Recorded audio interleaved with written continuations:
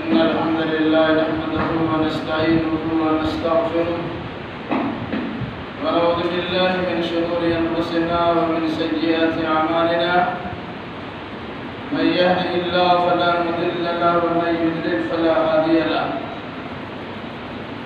وأشهد أن لا إله إلا الله وحده لا شريك له وأشهد أن محمدا عبده ورسوله يا أيها الذين آمنوا اتقوا الله حق تقاته ولا تموتن إلا وأنتم مسلمون يا أيها الناس اتقوا ربكم الذي خلقكم من نفس واحدة وخلق منها زوجها وبث منهما رجالا كثيرا ونساء واتقوا الله الذي تساءلون به والأرحام إن الله كان عليكم رقيبا يا أيها الذين آمنوا اتقوا الله وقولوا قولا سديدا يصلح لكم أعمالكم ويغفر لكم ذنوبكم ومن يطع الله ورسوله فقد فاز فوزا عظيما أما بعد فإن خير الحديث كتاب الله وخير الهدي هدي محمد صلى الله عليه وسلم وشر الأمور محدثاتها وكل محدثة بدعة وكل بدعة ضلالة وكل ضلالة في النار. وقال النبي صلى الله عليه وسلم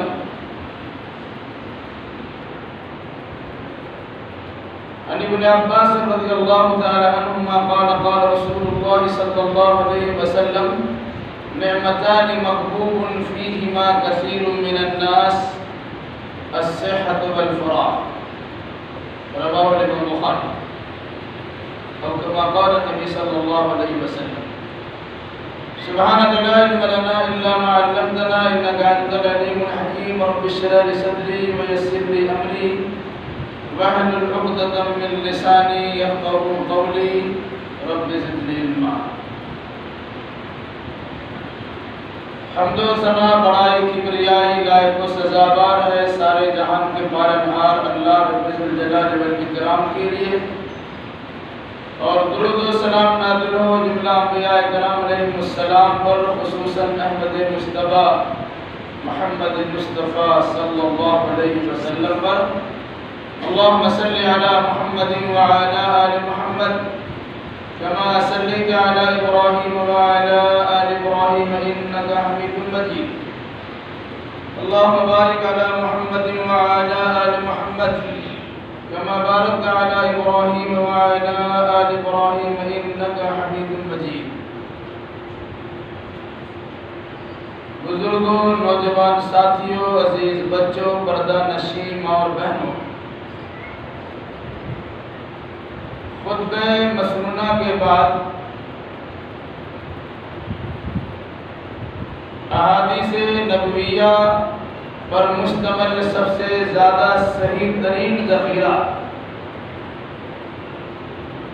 صحیح البخاری کی ایک حدیث پڑھی گئی ہے، جس کے راوی حضرت عبداللہ ابن عباس رضی اللہ تعالی عنہما.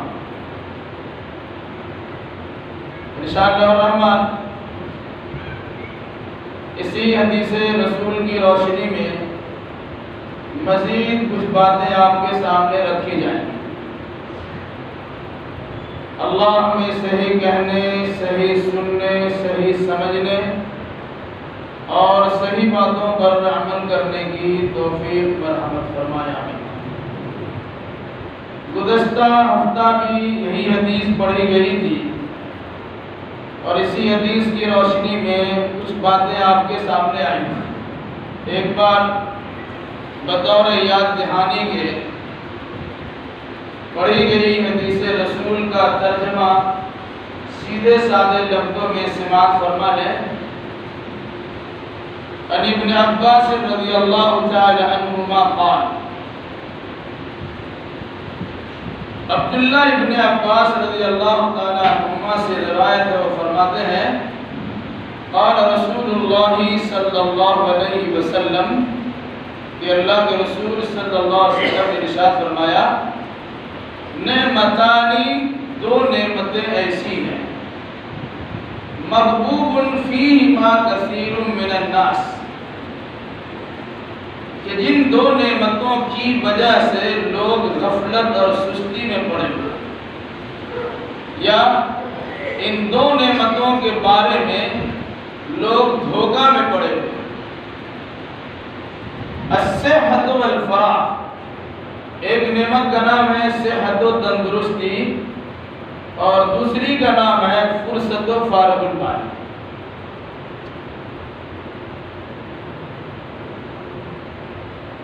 انسان اگر بیمار ہوتا ہے تو اس سے پوچھئے کہ صحت کی اہمیت کیا ہے۔ جس آدمی کے پاس زندگی گزارنے کے سارے وسائل موجود ہیں، سارے اسباب موجود ہیں، ضروریات کی ساری چیزیں موجود ہیں، لیکن اس کی صحت نہیں ہے، وہ تندرست نہیں ہے، وہ بیمار ہو گیا ہے، اس سے پوچھئے تو اندازہ ہوگا، پھر وہ اظہار خیال کرے گا کہ اگر صحت نہیں ہے تو اس کے پاس کچھ بھی نہیں، بلکہ ایک انسان بڑی جتن کر کے، جد و جہد کر کے، محنت و مشقت کر کے، ریاضت و مجاہدہ کر کے، دوڑ دھوپ کر کے مال کماتا ہے، زمین و جائیداد بناتا ہے، خوشحال زندگی گزارنے کے اسباب و وسائل تیار کر لیتا ہے، اچانک اسے معمولی سی بیماری لگتی ہے، جسے اپنی زبان میں کہتے ہیں اس کو چینی کی بیماری، اسے شوگر ہو گیا، اس کے سامنے انسان آتا ہے، رسگلہ کھاتا ہے، میٹھی میٹھی چیزیں کھاتا ہے، وہ بیچارہ بستر پہ پڑا ہوا ترستی ہوئی نگاہ سے دیکھتا ہے کہ ہم نے حلال و حرام کی تمیز کیے بغیر مالوں کا تو ہم مار لگا لیا، اب یہ بھی نہیں کھا سکتے۔ اس انسان سے پوچھئے جس کے پاس دنیا کے سارے اسباب وسائل موجود ہیں، رشتہ دار وہاں موجود ہیں، خدمت کرنے والے بیٹے بیٹیاں وہاں موجود ہیں، عیادت کرنے کے لیے دوست احباب وہاں موجود ہیں، لیکن ایسی بیماری لاحق ہو چکی ہے کہ وہ کچھ کھا پی نہیں سکتا۔ اس سے پوچھئے کہ صحت کیا چیز ہے؟ آدمی صحیح سالم ہے، اچانک اس کا پیشاب رک گیا، اس سے پوچھئے کہ پیشاب کرنے کی اہمیت کیا ہے؟ اس انسان سے پوچھئے جس کا قبض ہو گیا، ٹوائلٹ نہیں ہوتا، باتھ روم جانے کی نوبت نہیں آ پاتی، پیٹ اس کا قبض کیا ہوا پخانا نہیں ہوتا، اس سے پوچھئے کہ صحت کیا چیز ہے؟ علاوہ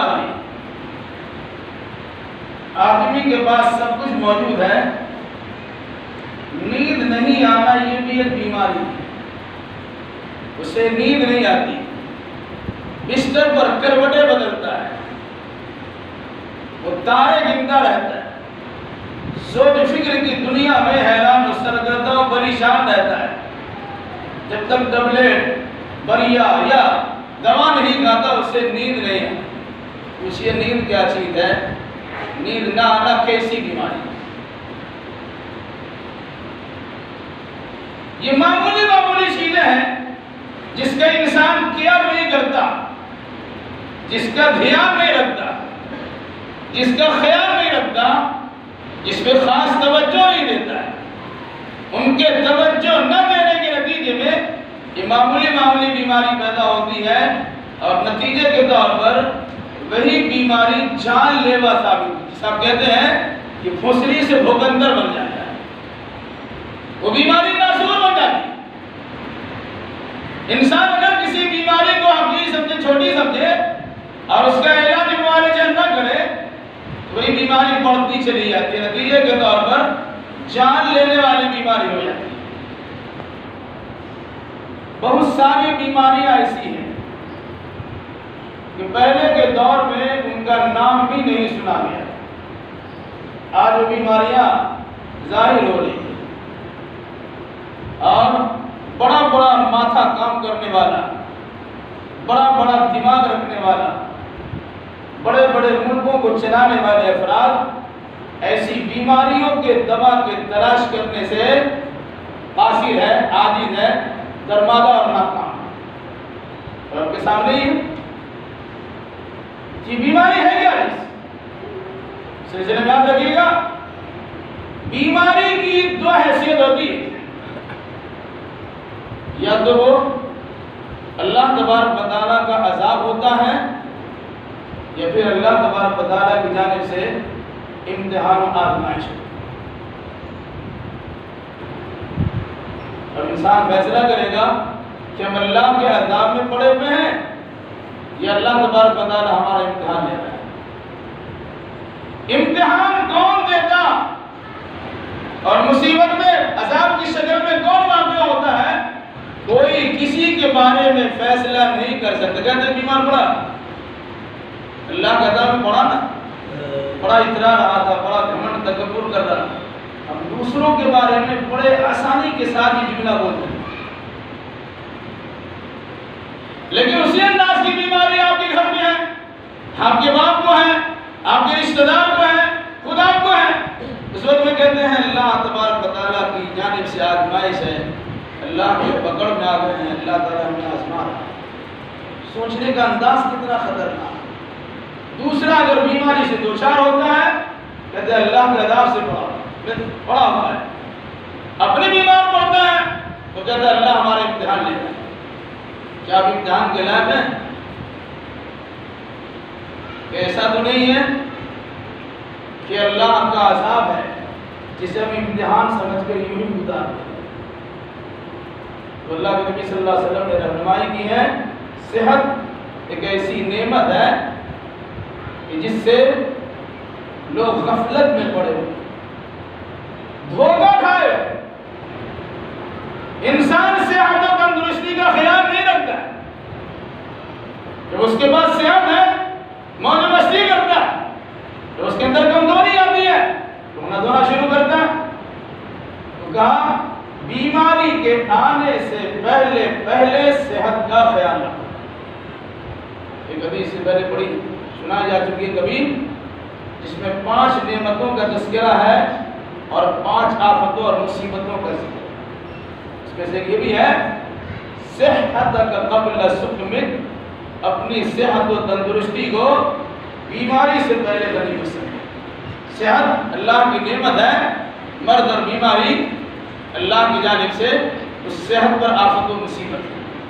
تو کہا صحت اگر آپ کو اللہ نے دی ہے، تندرستی آپ کو دی ہے، اللہ نے صحیح سالم رکھا ہے، بیماری سے پاک رکھا ہے، اور اللہ تبارک و تعالیٰ کا شکر ادا کرو اور اپنے صحت کو بچائے۔ اگر آپ نے ایسا نہیں کیا پھر جب بیماری آپ کے پاس آئے گی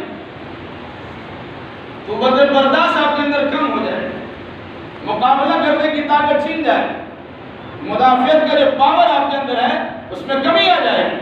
تو کہتے ہیں کمزور کو سب ستاتا ہے، بیمار اگر طاقتور ہوتا ہے وہ برداشت کر لیتا ہے، اگر وہ کمزور ہوتا ہے بستر پکڑ لیتا ہے۔ یہ کیا ہوا کہ کمزور کو سب ستاتا ہے، انسان بھی ستاتا ہے اور بیماری بھی ستاتی ہے۔ تو اگر آپ چاہتے ہیں کہ آپ صحت و تندرست رہیں تو اپنی تندرستی کا خاص خیال رکھیں، کھانے پینے میں احتیاط، سونے جاگنے میں احتیاط، چلنے پھرنے میں احتیاط، اٹھنے بیٹھنے میں احتیاط، یہ ساری احتیاط کا نام ایسے ہے۔ اگر آپ ایسا نہیں کرتے ہیں تو پھر بیماری کسی جانب سے لائق ہوگی، اور اس طرح لائق ہو جس طرح گھن کا کیڑا ہے لگا لکڑی میں یا الماری میں، وہ آہستہ آہستہ پوری لکڑی کھا کر گھن لگنے سے کیا ہوگا؟ بظاہر وہ چیز آپ کو دکھتی ہے لیکن خالی اندر سے کھوکھلی۔ ہو سکتا ہے کہ آپ بظاہر موٹے لگ رہے ہو، انسان کے بڑا کھاتا پیتا گھر کا ہے، لیکن وہ اندر سے پھوکھلا ہے، اندر سے خالی ہے، اس کے اندر جان نہیں ہے، وہ لکڑی کا پٹانا ہے کہ جس کو ٹھیل دیا ہے تو گر جائے۔ اکثر و بیشتر لوگوں کا حال یہی ہے، اور افسوس یہ ہے کہ انسان بیمار ہے اور اپنے آپ کو بیمار سمجھتا نہیں ہے۔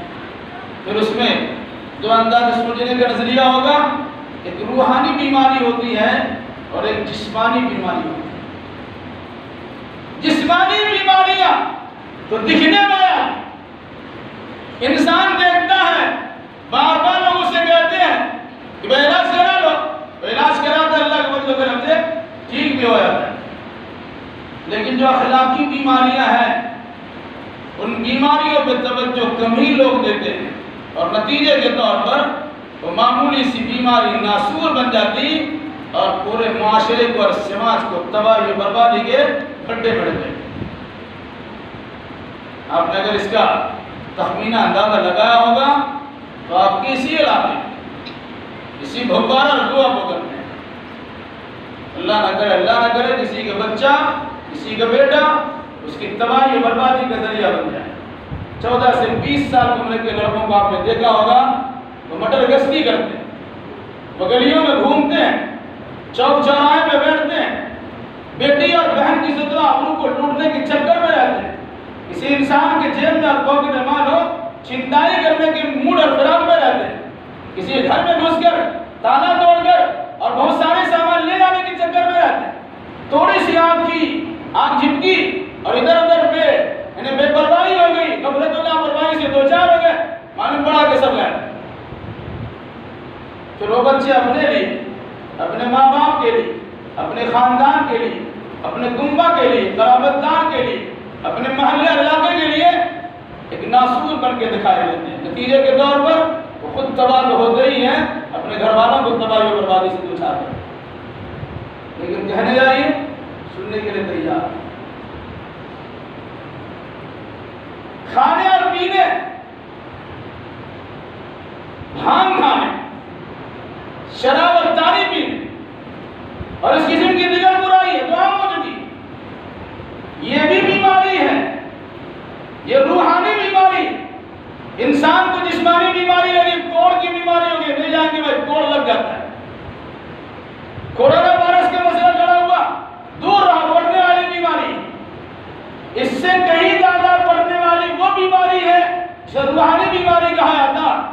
آپ کے گھر سے برائی جنم لیتی ہے، محلے والے، گھر کے بغل والے کے اندر اس کے گھر میں نہ ہو رہا ہے، اسے پتا نہیں ہے، اس کی بدبو دوسرے گھر تک بھی پہنچتی ہے، اور نتیجے کے طور پر ایک گھر نہیں سارا گھر لپیٹ اور چپیٹ میں چلا آتا ہے، اور سارا سماج اور سارا معاشرہ اس تباہی و بربادی کا ڈھیر میں گر جاتا ہے۔ یہ بھی خراب ہے۔ کیا فرمایا اللہ کے نبی نے؟ الصحۃ والفراغ، صحت و فارغ البالی، یہ دو ایسی نعمتیں ہیں کہ اکثر و بیشتر لوگ ان نعمتوں کی قدر نہیں کرتے، اس سلسلے میں دھوکے میں پڑے ہوئے ہیں، اس کا اہتمام نہیں کرتے، اس پر توجہ نہیں دیتے، اور نتیجے کے طور پر جب وہ بیماری آ جاتی ہے اور اس کی صحت گر جاتی اور پھر مستقل گرتی چلی جاتی، وہ کفے افسوس بنتے رہ جاتے۔ دو چیزوں کو اللہ کے نبی صلی اللہ علیہ وسلم نے ایک ساتھ بیان کیا، اس میں بڑی حکمت اور باریکی ہے۔ انسان کے پاس فرصت رہتی ہے، اس وقت میں کچھ کرتا نہیں، جب کر لیتے، اس کے بعد ایسی مشغولیت آتی ہے، ایسی مشغولیت آتی ہے کہ اسے کام کرنے کا موقع ہی نہیں ملتا۔ جب آسانی تھی، فرصت تھی، موقع تھا، وقت تھا، یوں ہی گزار دیا۔ پڑھنے والے بچے پڑھائی میں ذہن نہیں لگاتے، کام کاج کرنے والے بچے کام کاج میں من نہیں لگاتے، یوں ہی بس ماں باپ کا دیا ہوا ہے، دادا اور خاندان کی طرف سے زمین و جائیداد ملی ہوئی ہے، بہت سارے اسباب اجر کرنے کی کیا ضرورت ہے؟ لیکن آپ نے اندازہ لگایا ہوگا، تخمینہ لگایا ہوگا، آپ کسی بستی میں، اسی محلے میں بڑے بڑے چودھری گزرے ہیں، بڑے بڑے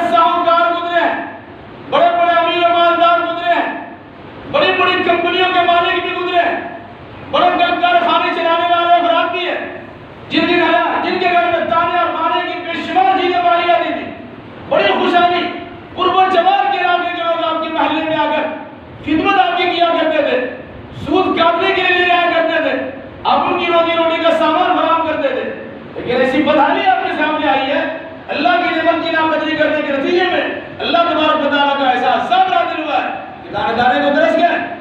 اب اس کو بھی دیکھا ہوگا گٹی اور پتنگ کے نگری پہ, جس کو آپ کہتے ہیں 100 کا نوٹ لگا کر آپ نے گٹی کھیلا تھا, گٹی اڑایا تھا.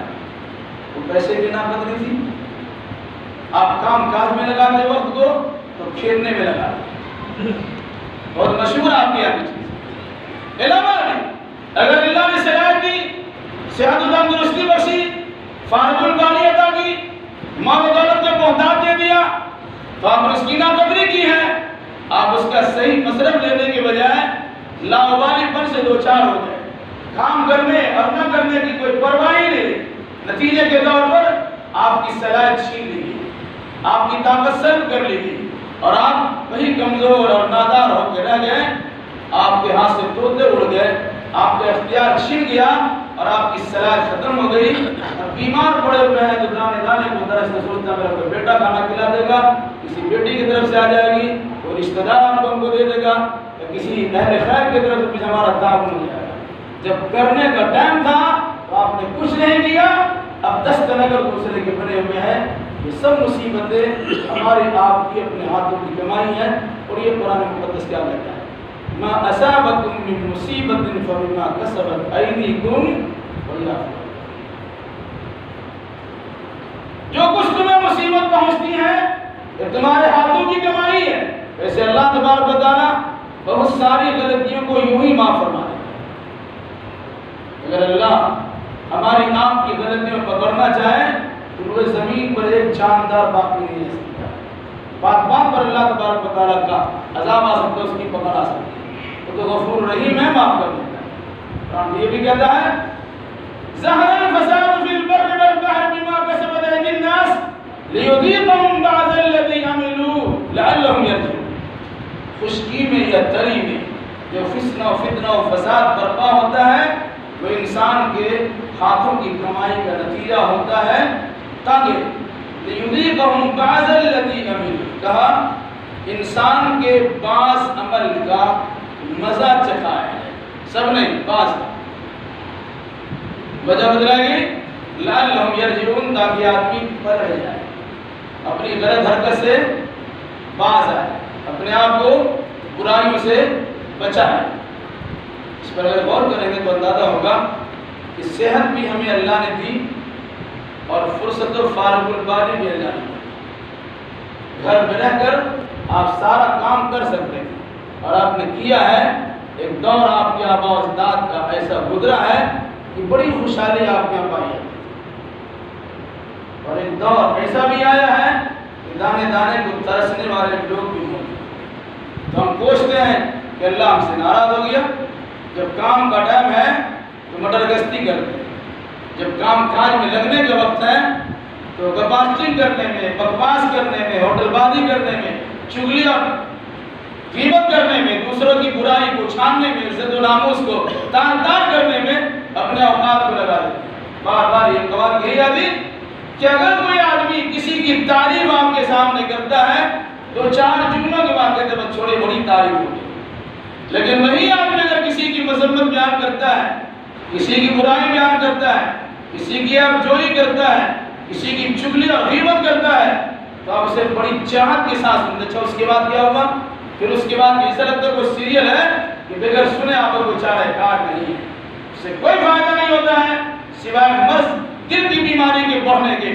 لیکن ہمارا حال یہ ہے کہ ہم اسی سے دو چار رہتے ہیں اور اسی میں شاد و فرح اور اسی میں خوش ہوتے ہیں. بھائیو, اللہ کے واسطے اس حقیقت کو سمجھنے کی کوشش کیجئے کہ اللہ کے نبی صلی اللہ علیہ وسلم کا فرمان ہے 2 نعمتیں ایسی ہیں جن سے متعلق اکثر و بیشتر لوگ غفلت میں پڑے ہوئے ہیں, خسارے اور نقصان کے.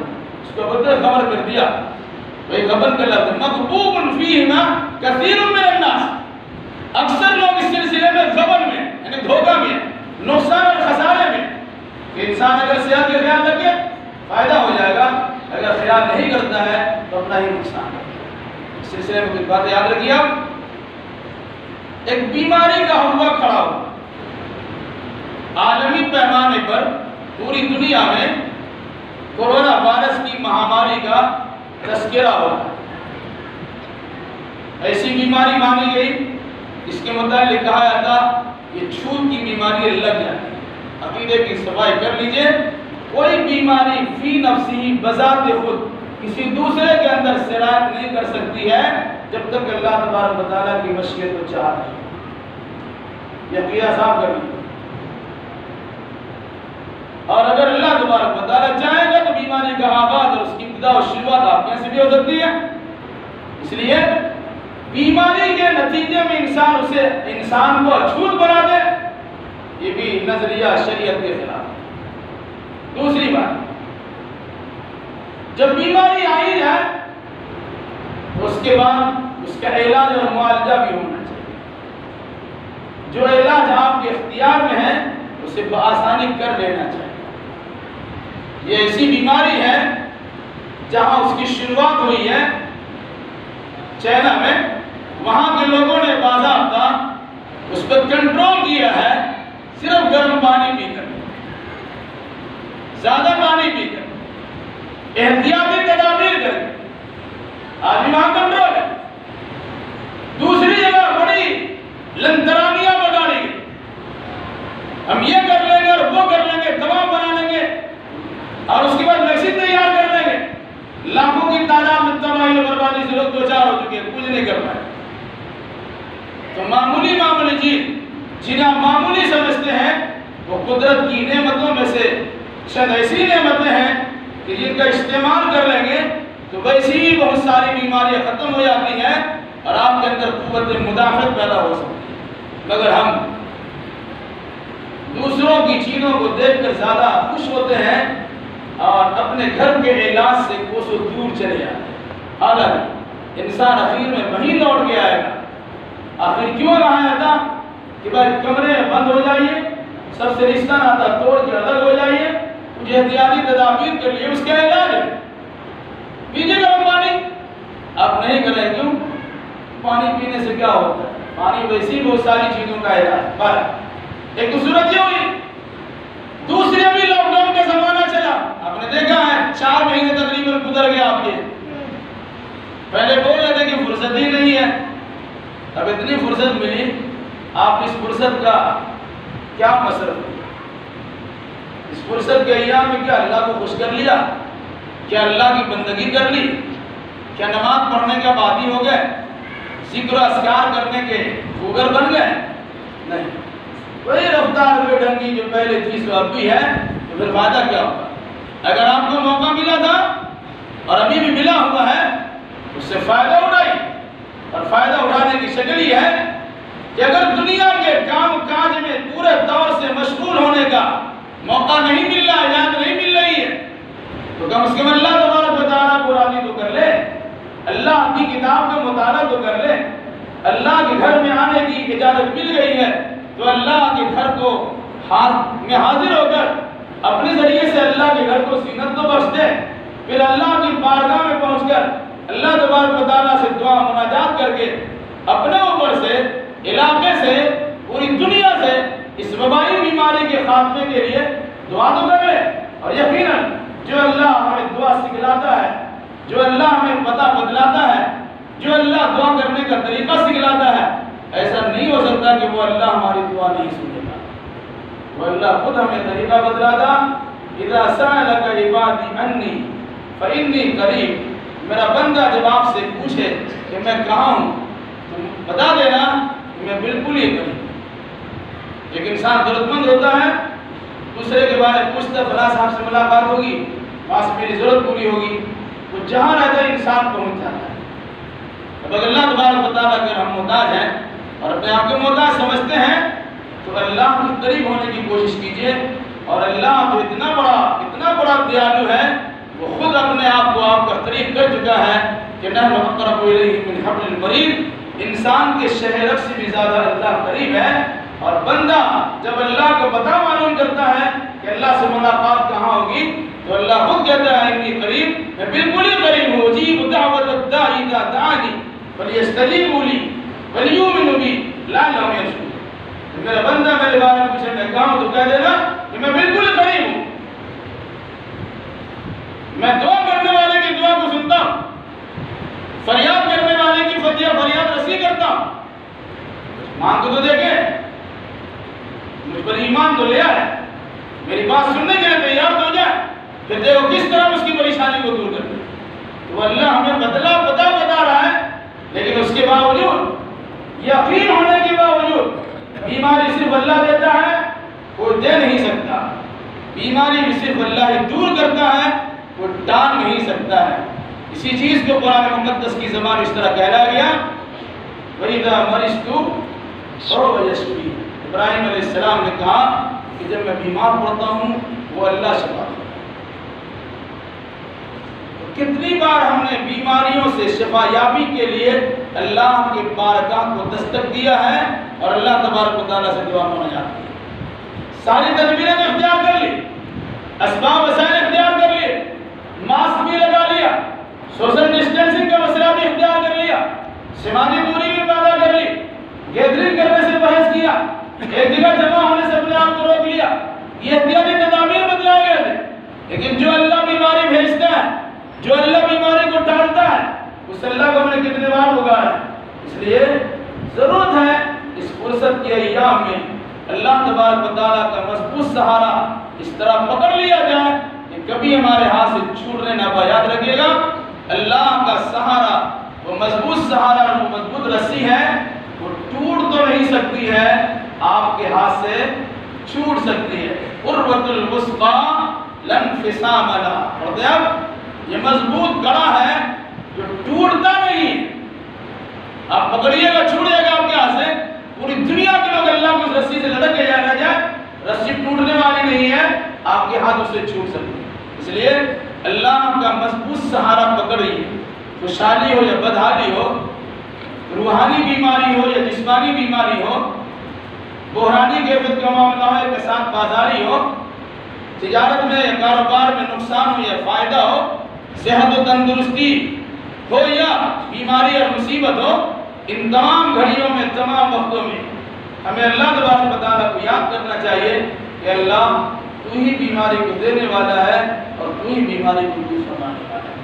اس مناسبت سے ہماری آپ کی ذمہ داری ہے کہ اللہ تبارک و تعالیٰ کی رسی کو مضبوطی تھام لے، اپنی ظاہری اور باطنی صحت کا خیال کرتے ہوئے اللہ تبارک و تعالیٰ سے اس صحت و تندرستی کی بھی مانگے اور اس پر قائم دائم رہنے کے لیے اللہ سے دعا و مناجات بھی کیجیے۔ اللہ ہمیں بھی، آپ کو بھی اور جملہ مسلمانوں کو بھی نیک سمجھ کی توفیق عطا فرمائے۔ اے اللہ جو بیمار ہے شفائے کامل اور عاجل عطا فرما دیں، جو مقروض اپنے قرض ادا کرنے کی سہولیات فراہم کر دیں، جو ماخوذ و گرفتار ان کے لیے رہائی کے اسباب پیدا کر دیں، جو دینی دنیاوی اعتبار سے پریشان ہے اللہ ان کی جملہ پریشانیوں کو دور فرما دیں۔ جب تک ہمیں زندہ رکھ کتاب اللہ اور سنت رسول اللہ پر عمل کرتے ہوئے زندہ رکھ، اور جب ہمارا خاتمہ ہو انہی دونوں کی تربیت ارشاد کرتے ہمارا خاتمہ ہو۔ اقول قولی ھذا واستغفر اللہ لی ولکم ولسائر المسلمین وآخر دعوانا